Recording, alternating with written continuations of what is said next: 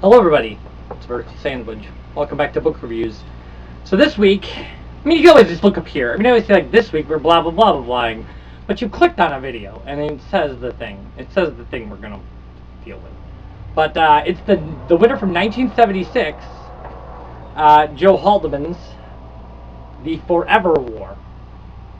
So, the Earth's leaders have drawn a line in the interstellar sand. Despite the fact that the fierce alien enemy they would oppose is inscrutable, unconquerable, and very far away, a reluctant conscript drafted into an elite military unit, Private William Mandela, has been propelled through space and time to fight in the distant thousand-year conflict, to perform his duties and do whatever it takes to survive the ordeal and return home. But home may be even more terrifying than battle, because thanks to the time dilation caused by space travel, Mandela is aging months while the Earth he left behind is aging centuries. So we need to talk about this book in a way we're never going to talk about another Hugo Award winner again. Again, this one in 1976. So a Haldeman is a Vietnam vet, and this book won in 1976, right after the war ended. It was fresh in everybody's mind. This book is transparently Haldeman's attempt to put his own experiences into a novel and make a science fiction book about the Vietnam War, and it's haunting. It's very clearly, it's written by a man who has engaged in combat. So we're going to read a little bit of this, and then we're going to talk about it. We're going to talk about kind of what happens. Okay, when I say go, we're going to flank them. B team will hold fire. 2nd and 4th platoons to the right. 6th and 7th to the left. B team will move forward in line to box them in. Go! We peeled off to the left. As soon as the lasers stopped, the Torrens bolted, running in a group on a collision course with our flank. A team down and fire. Don't shoot until you're sure of your aim. If you miss, you might hit a friendly. And for Christ's sake, save me one. It was a horrifying sight, that herd of monsters bearing down on us. They were running in great leaps, the bubbles avoiding them. And they all looked like the one we saw earlier, riding the broomstick, naked except for an almost transparent sphere around their whole body that moved along with them. The right flank started firing, picking off individuals in the rear of the pack. Suddenly a laser flared through the Torrens from the other side. Somebody missed his mark. There was a horrible scream, and I looked down the line to see someone, I think it was Perry, writhing on the ground, right hand over the smoldering stump of his arm, seared off just below the elbow. Blood sprayed through his fingers, and the suit, its camouflage circuits scrambled, flickered.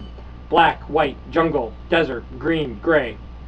I don't know how long I stared, long enough for the medic to run over and start giving aid. But when I looked up, the Torrens were almost on top of me. My first shot was wild and high, but it grazed the top of the leading Torrens' protective bubble.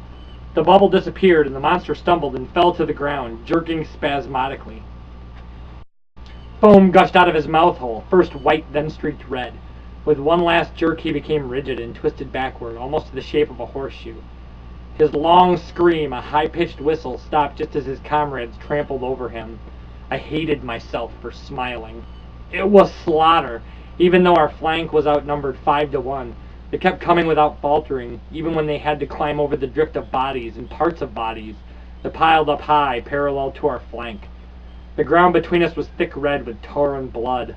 All God's children got hemoglobin, and like the teddy bears, their guts looked pretty much like guts to my untrained eye. My helmet reverberated with hysterical laughter while we slashed them to gory chunks, and I almost didn't hear Cortez. Hold your fire! I said hold it, goddammit! Catch a couple of the bastards! They won't hurt you! So, the Forever War is about a guy who was drafted into an interstellar war. And so, as they're leaping from distant point to distant point light years away, things are happening. Like, in their first encounter with the Torrens, they horribly outnumber them, but then when they leap again, they've had like no chance to update their technology, but years have passed for the enemies, and they've developed defensive maneuvers against them, and the battle is far different. And then things start happening, like people start coming in to his unit who are treating him like this veteran who's been in for like 120 years, but for him it's only been 4 months. And eventually their language changes, and everybody around him, Earth has become completely homosexual, and so the people start treating him weird because he's not, and it's it becomes. I mean, you get it, right? Like when you read it, you realize how much Vietnam is in the book. Like how much moving a little bit could change your situation so drastically that it seems like a different war. Or how much, people at home changed while you didn't change at all. Or how time seemed to stand still for you but it passed for everybody else. Or people had kind of these normal life experiences that seem everyday to them, but to you, you're in a different place where these things aren't allowed to happen. And then eventually, you've been in there, because like a tour in Vietnam is, not all that long. You become a veteran by being there what seems to be only a short amount of time.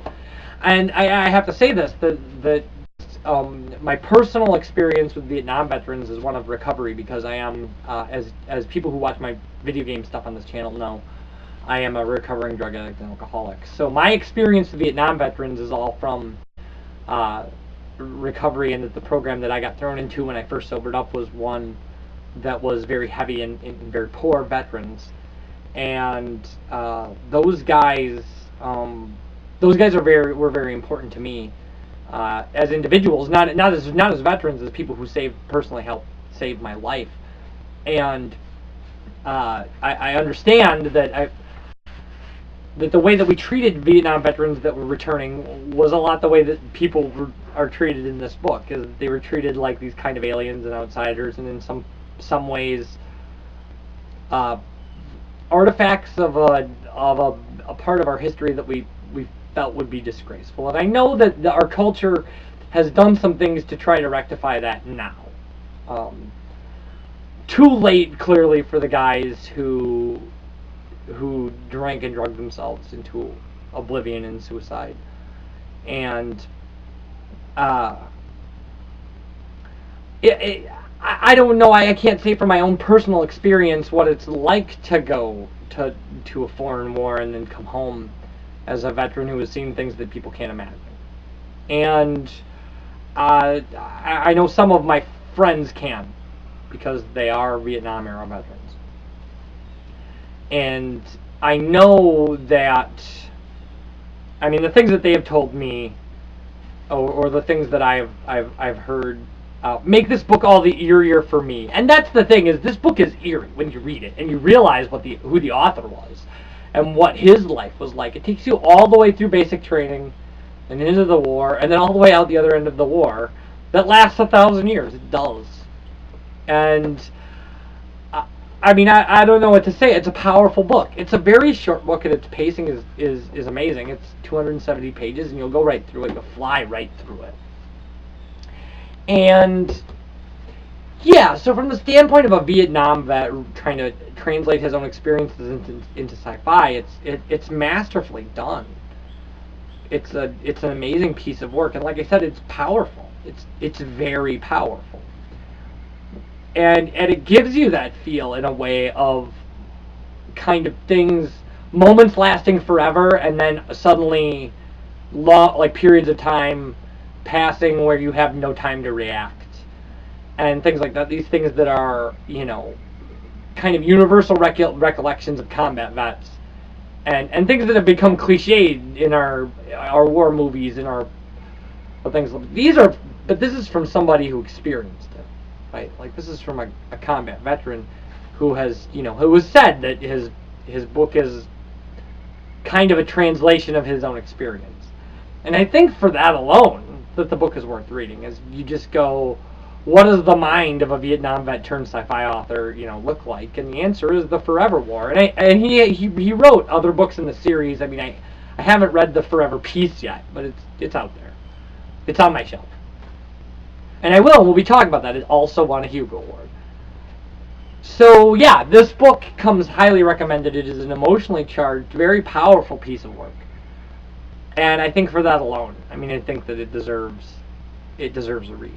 I mean, even if you're not into it, if the idea, but I mean, the idea is amazing. The idea of the analogy works so well to kind of what a foreign country combat veteran goes through that it's shocking. It's shocking to read, and to realize what you're reading is kind of a guy's release of, or at least his translation of his own personal experience and in a way pain. And I really love this book. I really liked it. I instantly fell in love with it, and I think you should read it. And I definitely think you should read it. You should just read it. You should just read The Forever War. And take a moment to contemplate exactly what it means to at least one person. So, yeah. So, with that being said, I'm going to stop tearing up a little bit here, thinking about my friends and my early recovery, and tell you that this book is available wherever fine books are sold, and I definitely think you should buy it, and I definitely think you should read it. And you should take care, and I will see you next week when we will not be talking about things that make me tear up. So, bye everybody.